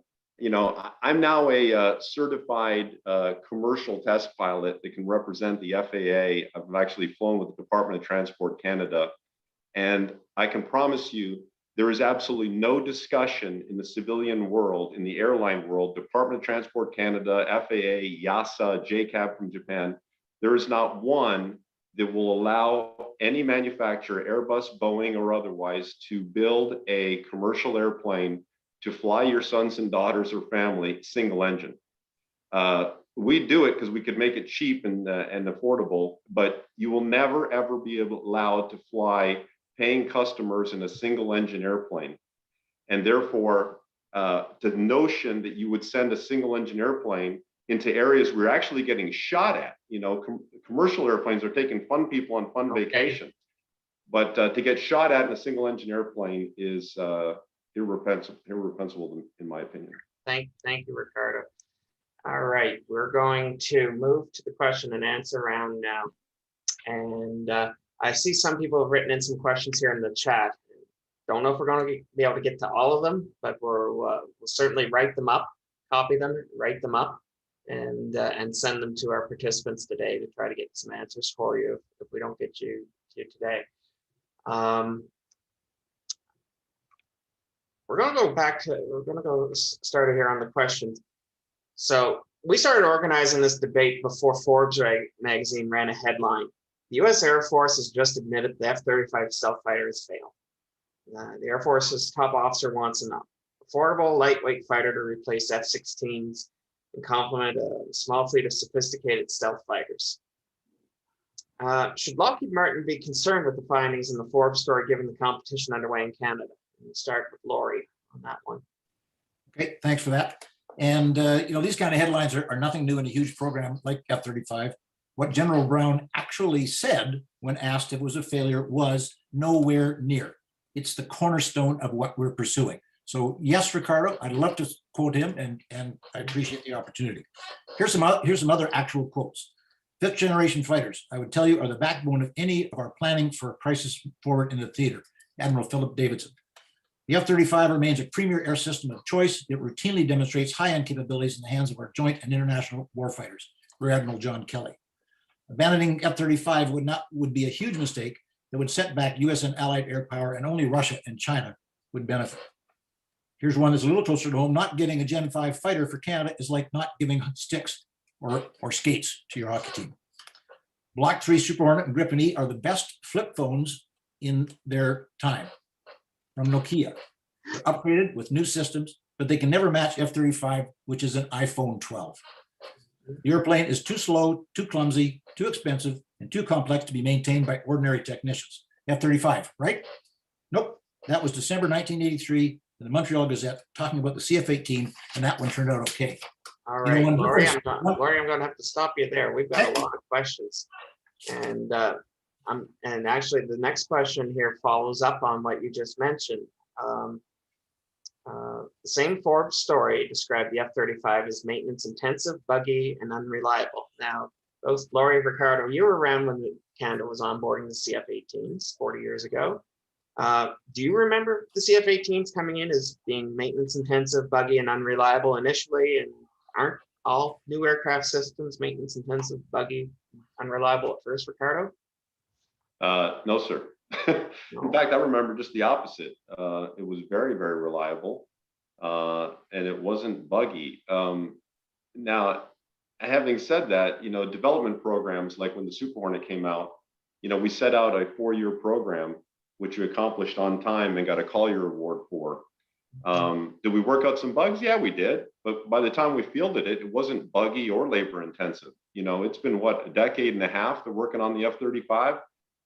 It's not buggy, to put the F-35's problems and minimize them as something, buggy. It's just not working. The stuff doesn't work, and they're trying to make it work, and they're trying to minimize it with saying, unreliable and buggy. But it's much worse than that. Okay. Now I see there's quite a bit of chat going on over on the chat bar.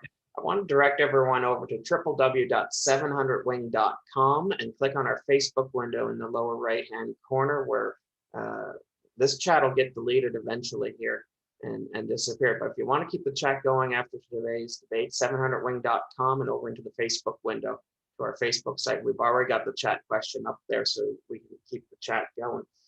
My next question here, we've alluded to it throughout the discussion. Sweden is not a NATO member, not a member of Five Eyes either. How can Canada buy something Swedish-based from Saab if it's not a member of the NATO alliance? And I'm going to go to Alex on this one. Well, as I mentioned in my presentation, if that's a problem, you need a time machine, because you need to go back and cancel the Halifax-class frigate modernization program of years ago, because the battle management system, the radar, the targeting system, they all came from Saab, and they're all fully integrated in NORAD for the Maritime Defense of North America mission. So this idea that Saab can't play nice with the Americans, even though they've been playing nice with the Americans for over a decade, is ludicrous to me. In the official RAND after action report of the Libyan conflict, the Saab Gripens from Sweden received consistent praise. It was highlighted how effortlessly they integrated with Link 16 and the rest of NATO. And it was highlighted at multiple instances how they were invited to Five Eyes intelligence meetings because of the quality of the reconnaissance the Gripens provided. So you're speaking revisionist history if you're saying that none of these things happened. So you're saying we have agreements in place to allow Swedish technology into the alliance? Of course we do. Allies talk to each other. And while Sweden is not a NATO member, They are European Union members. They are part of the European Union Treaty for Mutual Defense, and the European Union membership has standardized on NATO technology. So Sweden has access to NATO technology. Okay. I'm not want to jump in here on this debate over one engine versus two engine in the Arctic. So we've got two aircraft in today's competition with one engine. We've got two former Hornet drivers here, or one current as well, in the room. So what has been the experience on the CF-18 operating in the Arctic on one engine? Did we ever have any limp home on one engine? And do we still need two engines for our Arctic operations? I'm going to go to Lori on this and Ricardo on this. Fair enough. And, I don't have the stats in front of me, but spent a fair bit of time in the north with Inuvik and other places, and working with our guys who are up there. And I do not believe there have been any single engine recoveries in Inuvik. That could be a mistake. Don't know. But a whole bunch of times people have come back, and I've come back many times with one engine at idle, not because it was going to fail, but because, I had another one and it was not a big deal. You brought it home anyway, just because you may do some damage that would need to be planed out on the ground or whatever. But I'll just point back to Eielson Air Force Base with F-16 has not had a single engine failure in 30 years of flying in the Arctic. And the engines in the F-16 are similar to in the quality to the engine in the F-35. And it's just not an issue. And we're going to talk about this a little bit more when we get down to another question coming up on engines. Ricardo, we'll kick it over to you. What's been your experience with the current Hornets? Well, I can't believe Hansky forgot. You said, is there anybody that's been saved? I'm the guy. And Hansky, you were in Germany probably drinking wine at this point, but crossing the ocean with Chuck Fast, remember that? I was the guy. I'm deploying to Germany for the first time as a NATO role Hornet guy. And I'll remember the numbers: 800 miles south of Iceland, 750 miles south of a landing base in Greenland, and 750 miles back to Newfoundland when one engine decided to roll back to sub-idle, and it basically quit. And I ended up losing altitude because I couldn't maintain altitude. The whole formation in the tanker turned around, and I had 2.5 hours of flying back over the North Atlantic, looking at icebergs under me, praying that the one engine I had was going to get me home. And the other thing I distinctly remember is that I knew that Hansky fought hard for the Hornet to have two engines when he was on the selection committee way back in the day. So I respectfully thank him for saving my life. And I wouldn't be in this debate if it wasn't for two engines and Hansky. Okay. And that's why it's a 404 and F4414 in the Gripen that you might be concerned about. Okay. I got a question here that I want everyone to get in on. Industrial Regional Technical Benefits, IRBs. For people at home, this is, in other words, Canada goes and buys out of country technology, and in exchange, the company reinvests that money back into Canada, into our industries. Are IRBs all they're cracked up to be? Start with Alex on this one. IRBs certainly matter because they create jobs in Canada and they're guaranteed work. However, economists like to say if you want to create jobs, you might as well just throw cash out the side of a helicopter while flying over a large city. So there are limits to the benefits. The most expensive fighter jet might have higher industrial benefits. Boeing has been toting $60 billion by double counting the existing civilian infrastructure that they have in Canada, whereas the F-35 proponents like to say, don't worry, even though these aren't guaranteed, when 3,000 F-35s are made, you'll eventually get some of what you're paying back. Now, this is a jet that needs to be sent to Texas for major block-to-block upgrades. There's no way it's ever going to make those regional benefits, and they're not guaranteed. And like I mentioned earlier, Italy has been complaining bloody murder that Lockheed has not honored commitments. Italy has cut their order. The British have recently leaked that they're looking to cut their F-35 order by 65%. instead wanting to focus on the Eurofighter Typhoon and their new BAE Tempest program, which is a twin-engine stealth fighter. So this idea that industrial regional benefits are good is valid. And for the people in Halifax at IMP Aerospace who will be building future Gripen fighters, those jobs matter. But we should take all of these economic projections with a grain of salt. Ricardo, let's get your opinion in here. IRBs. Look, offsets and IRBs were always required in Canadian acquisition of military aircraft or in military hardware purchases, including this one until Lockheed was unable to stay in the competition. The rules only changed for this competition because Lockheed had to change it to you must compete. Are they important? They've always been important. And has Boeing delivered? They have always delivered on 100% commitment. We can do this with our eyes closed because the size of the Boeing company, and I feel very confident that we have the best, by far, offering for IRBs than any of our competition. Laurie? Yeah. IRBs. Ricardo makes a good point there. They had to change the Well, competition rules to let Lockheed in. Well, but long before this program started, Canada entered the 1997 Memorandum of Understanding for Joint Strike Fighter with 9 countries. And part of that was obviously the access to business, to industrial benefits and so on. And at that point, the rules had changed for ITBs and it became, opportunities to compete. And Canadian industry welcomed that. And they've done extremely well. And Lockheed loves dealing with companies in Canada because they're reliable. They don't have to chase them. They get the job done. We operate to the same standards. So it's not, guarantees aren't what they're cracked up to be anymore. It sounds good, sounds great, but Lockheed is continuing to come to Canada because Canada does perform. So in terms of changing the rules, it was simply what the other folks were trying to do was eliminate and not give credit for anything that Lockheed had already done and was in the process of doing that was directly related to F-35. That would have been patently unfair. So it was a matter of taking 2 different systems and saying, okay, let's make it fair for everybody. And that's what was done. And Lockheed is fine with that. Ever cognizant of the time here, we're coming up on 1:30. Are we all right to extend a little further? Alex, Ricardo, getting thumbs up from Ricardo, Laurie. Alex, you good? Yeah, all right. So I still have points to make. So just while we're at the 1:30 mark, to remind everyone, funds raised from today's event, in part, will be donated to Valor House. Valor House is a temporary home away from home for all Canadian Forces members, RCMP, families of the fallen, and veterans and first responders, along with their families who require medical treatment in Edmonton.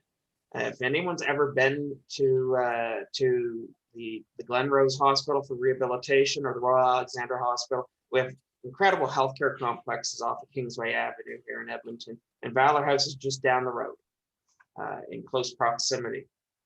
And we will also be sending a token of our appreciation to our guest speakers, courtesy of our high quality official RCAF airshow merchandise that we have at 700 Way.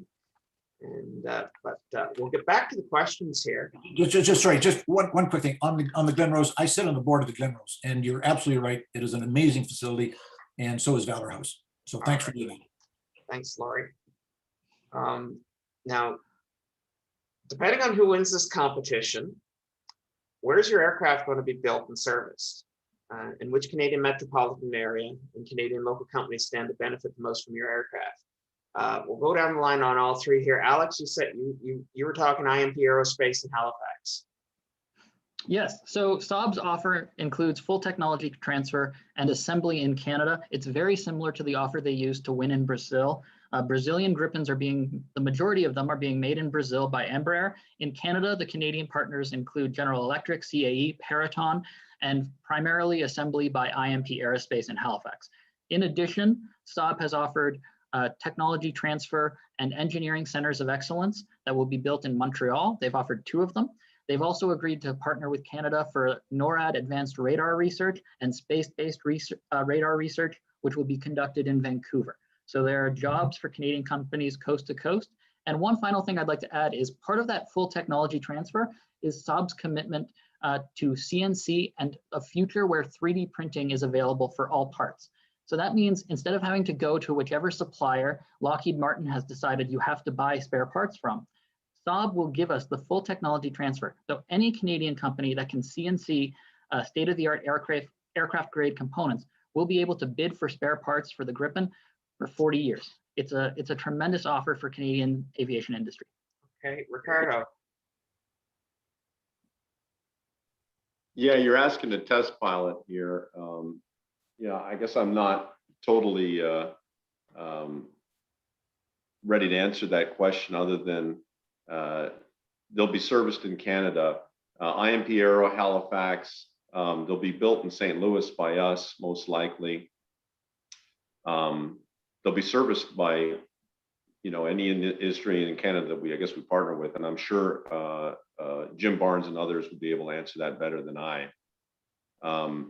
The point I guess I'll make that from what I know about these things is don't think that, building a part of a token part of an airplane that's going to be, is somehow going to raise Canadian industry. It's the long-term aerospace industry benefits that Boeing's going to provide, not just 80 airplanes. Like, who cares? Who cares about 80? Our backlog is 4,000. That's what you want to partner with. And that's 4,000 today.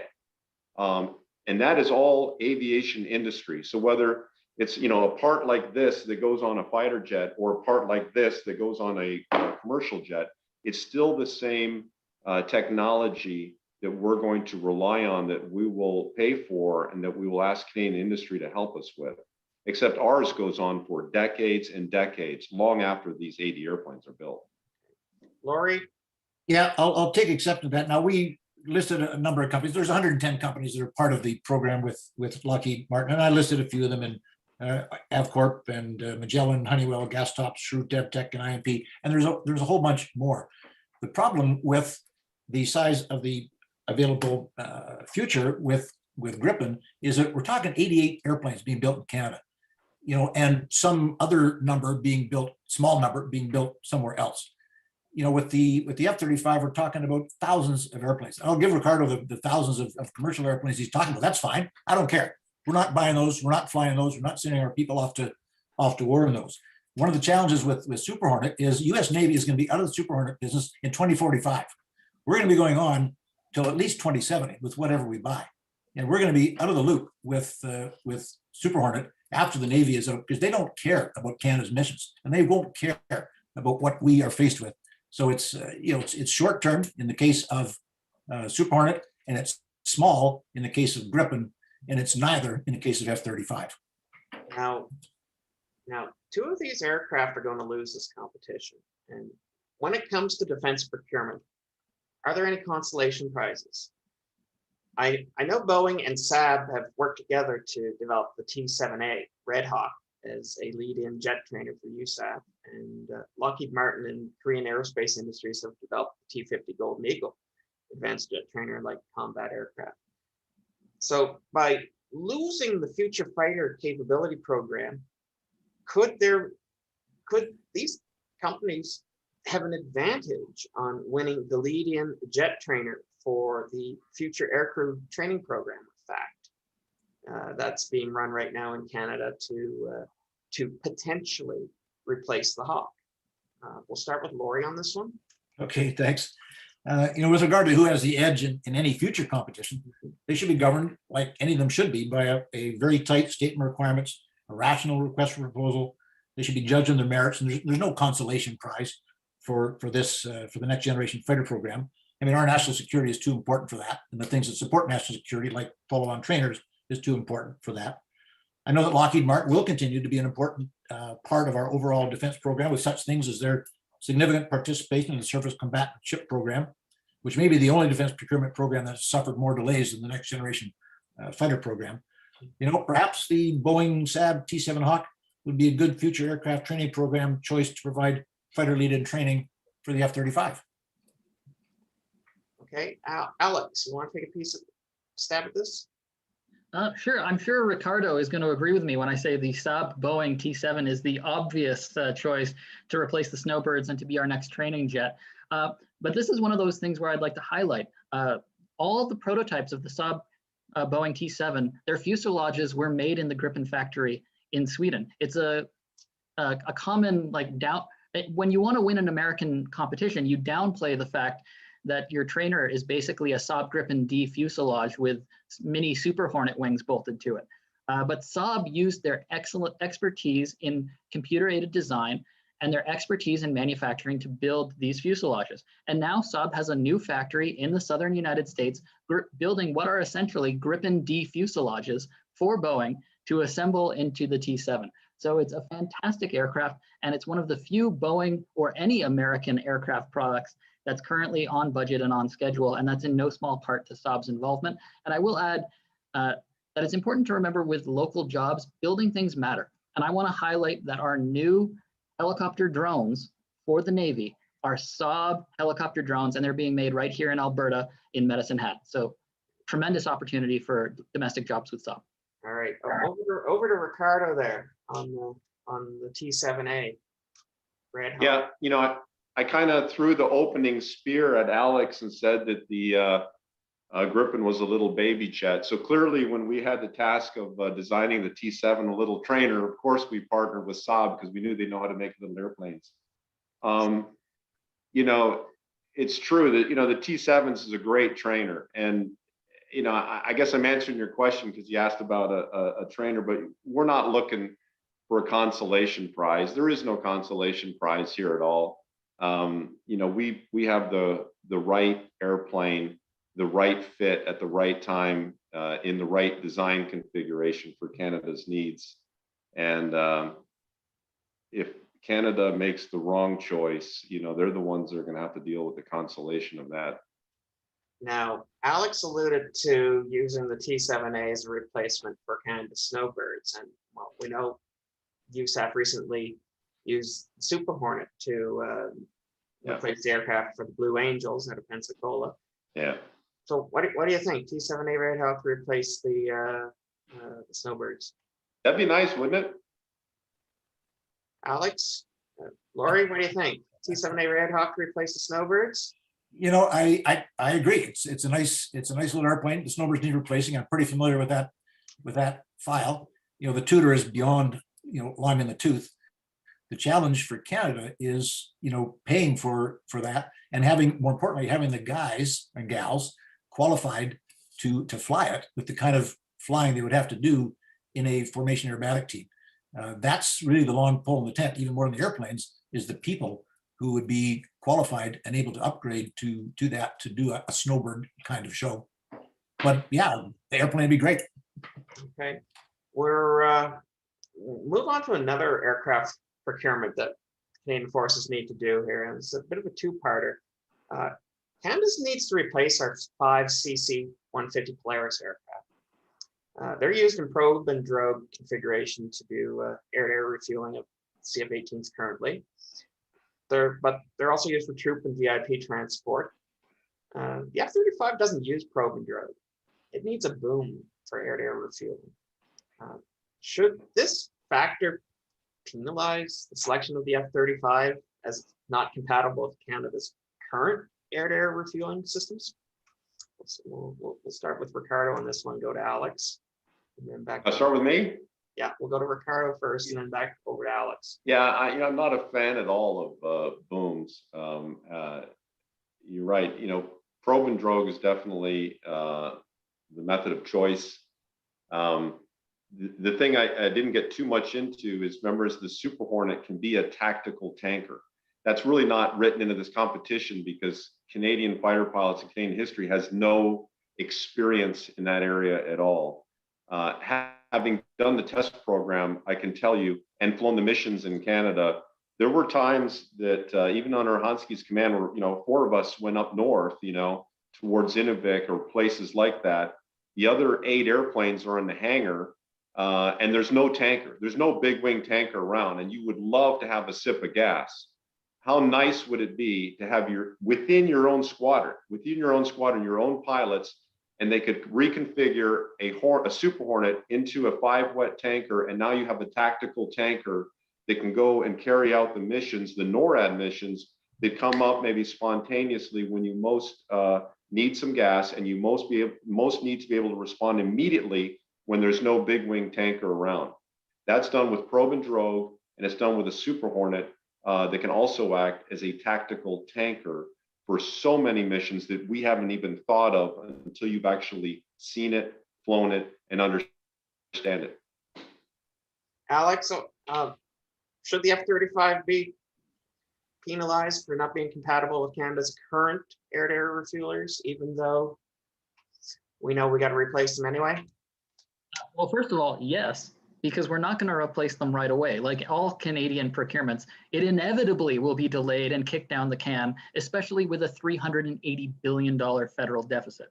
Okay. So it's not going to happen right away. So that's the first important point to remember.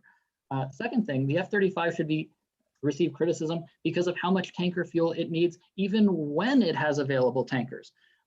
Lori mentioned the 4 F-35s that took off to go to Finland. Well, they had 3 tankers, massive tankers, all equipped with flying booms, but only 2 of them made it to Finland because they didn't have enough tanker support. 2 of them had to turn around and sit out the competition in Newfoundland and Labrador. And when the 2 landed in Finland, one of them promptly broke down. So the Finnish got to see only 1 F-35. When you look at the Italians deploying F-35s to Iceland for the Icelandic air policing mission, they use a 767 tanker, which is a massive tanker. And they ferry their F-35s to Iceland 3 at a time. The tanker had to do 2 trips to get all 6 F-35s.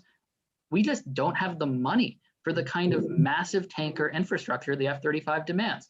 But to the original question, the obvious solution is to emulate the Australians and go with the Airbus A330 MRTT. Because remember, we're not just replacing the tanker Polaris, we're replacing the VIP Polaris and the cargo aspect and the passenger aspect.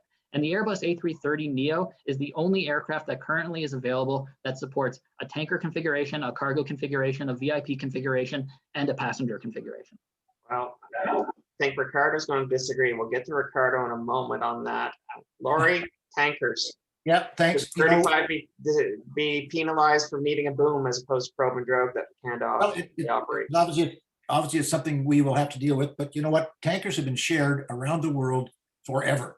In Kosovo and in Libya and in NORAD, you know, there's tankers stationed in Alaska all the time that are probe and drogue and boom at the same time. Anytime we've deployed out of Cold Lake to go north, tankers have been available. And you know, can you ever get enough of them? No, you can never get enough of them. It's like a lot of things you can never get enough of. But that tanker sharing has been modus operandi for all air forces around the world forever. And you know, that's not going to change. Will we get a new tanker down the road? Yeah, I agree with Alex. It's going to be kicked down the road like a lot of things. And that's why we're going to rely on our allies, as we've done in the past, as they relied on us during Gulf War I with the old 707s and so on. Tankers are a shared asset that everybody is going to be you know, available or free to use. Okay. So there's the likely competitors for a new air tanker is the Airbus A330 MRTT, as well as the Boeing KC-46 Pegasus. Both have the boom and the drogue system. Ricardo, who's got the Canadian advantage? What do you mean? I don't think I understand the question. The Canadian advantage? Yeah, who in a forthcoming competition For a tanker? for tanker? Well, I hope you buy Boeing. I'm not sure what else to say there. You know, I know the Boeing tanker is going to be purchased now in massive numbers. Like Hansky said, they're available around the world. And if Canada is going to have a large tanker and participate, kind of like Hansky was saying, with shared tankers around the world, the KC-46 is going to be the one to buy. Okay. David, I only have one small point to make on this topic. I already said the A330 is the obvious solution, but I want to correct Lori Hahn's assertion that most of our allies have tankers that support flying boom, because that's utterly not true. The A330 tankers of the UK support only probe and drogue, because the British are only buying Eurofighter Typhoons and F-35Bs that only need the probe and drogue system. So this idea that our European allies all have tankers that can support the F-35 is nonsense. Most of the A330 tankers on Earth do not have flying booms. That's not what I said. So please be accurate. Okay. I'm going to share a screen here.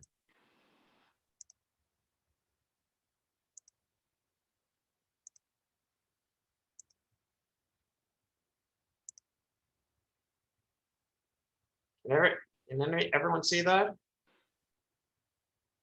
Can I get a thumbs up? Very nice Russian fighter jet. There we go. There's the Sukhoi Su-57, Russia's 5th generation variant, formerly known as the PAK-FA and the T-50. Scenario, your jet encounters this coming over the Arctic into Canada's air defense identification zone. Who wins? Alex, we'll start with you. Oh, well, I thought I was going to get to go behind Lori. I would like to point out that if this is a sneak attack, the Gripen has an advantage because the active stealth capabilities of the Gripen combined with the Meteor missile gives the Gripen a potent on-demand stealth capability. If the Russians don't tell us they're about to start World War III before they come over the poles with stealth jets, Canadian F-35s, if they were chosen, would be flying a standard NORAD intercept with radar reflectors. Radar reflectors that cannot be jettisoned mid-flight. So the F-35 would not have any stealth advantage in that initial conflict. And the Canadian ground crews would be jumping all over the F-35s on the ground, ripping the radar reflectors off them in the event of this worst case scenario. So the Gripen, especially when supported by the Global Eye, which has an S-band gallium nitride AESA radar that can detect stealth fighters from over 450 kilometers away, I'd say the Gripen with the Global Eye has the cost advantage and the capability advantage. Okay, Lori, what do you think? Okay, first thing is who's going to buy the Global Eyes and who's going to fly them for us and maintain them for us? You know, no fighter pilot's ever going to admit losing a fight, especially Ricardo and me. You know, and we have a lot of respect for the Fishbed and Flogger and the Starfighter days and Fulcrum and Flanker. And the other guys are trying to build 5th gen airplanes, but they're behind the power curve with respect to F-35 and F-22. You know, they have built an airplane, Su-57, that has a geometric shape like the YF-23, but they've not mastered the coatings and materials, the seams, the inlets, the engine exhausts, and embedded antennas of the F-35. So, you know, we're not going to be flying around necessarily with a bunch of stuff hanging on our airplane. The point is F-35 can fly around clean and be very stealthy. Gripen and Super Hornet cannot. So, you know, we're going to be able to detect, your scenario is actually coming off the coast, I think, detect F-35 on our ESM-IR spectrum capabilities beyond visual range and engage them before they even know we're there. You know, if it does come down to dogfighting, well, you know, the F-35 ain't shabby, and Top Gun and various engagements in the desert, F-35 is kicking the ass of Super Hornet all the time. And Billy Flynn at the Paris Air Show gave a pretty good demonstration of 9G, 50 AOA, massive yaw rates. So, you know, it's all about, you know, engaging before they see you. You know, in World War II for the Red Baron and World War I for the Red Baron, World War II for Eric Hartmann, the sun was their stealth. You know, the technology's changed, but the philosophy hasn't. Kill them before they even know you're there. And that's what F-35 can do. Okay, Ricardo. Yes, sir. What do you think? What do you think? So I know we win. And I'll agree a little bit with Hansky on some things here. Just so you know, I knew the pilot that was flying in that picture, by the way. I have met them at air shows around the world. I went to Moscow in a Boeing flight suit and was hosted by Sukhoi. I sat in the simulator and I know the test pilot and I watched it fly its show. As Hansky said, on the outside, it looks impressive. I do not personally believe it's all what it's cracked up to be. And then on the inside, let's face it, Lockheed can't even get their crap to work. And there's a bunch of lines of code in there. The Russians are having, I'm sure, a worse time than even Lockheed is. So I know we win. Our advanced targeting systems, along with the IRST and what we're able to do, gives us a first look, actually first shot against this airplane. And your scenario didn't include whether it's 1v1 or 2v2 or many v many, but I can assure you that Canada's turf is safe if it's protected by the Super Hornet with its systems.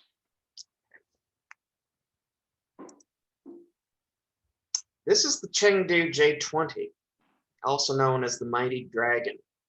I'm not going to put up any scenario here, but I'm just going to ask our three panelists. Do you have any insight or intel on the Mighty Dragon, China's 5th generation aircraft?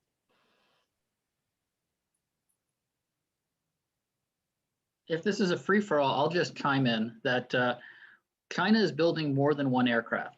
The J-10, which will represent the bulk of Chinese air power going forward, is a small 4.5 plus single engine aircraft with a delta wing and canards. It looks a lot like a little Gripen knockoff.